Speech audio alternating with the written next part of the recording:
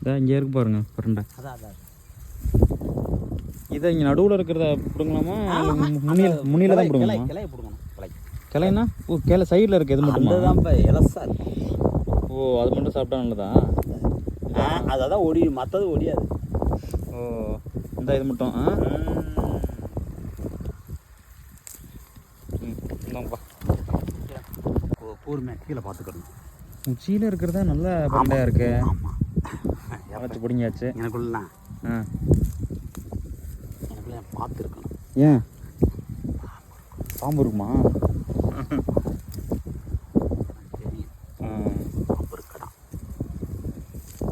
பிரண்டை துவையல் பண்ண போகிறோம்.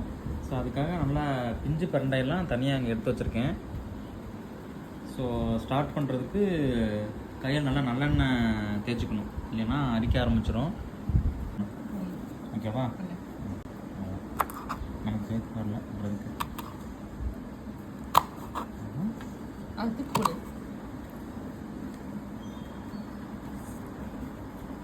ஸோ அங்கங்கே அந்த கட்டாக இருக்கிற இடத்துல அந்த கொஞ்சம் பகுதியை தூக்கிட்டு அப்படி கட் பண்ணிக்கலாம்.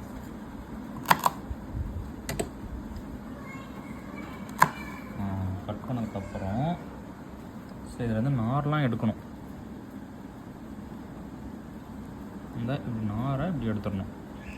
இதேமாரி 4 சைடும் எடுத்துடணும்.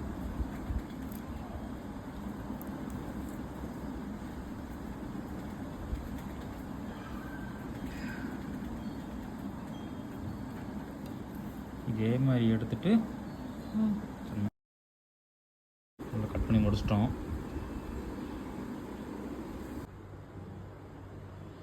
இதெல்லாம் வடச்சட்டில் போட்டு வதக்கி மிக்சியில் போட்டு அடித்தோம்னா பிரண்டை சட்னி ரெடி.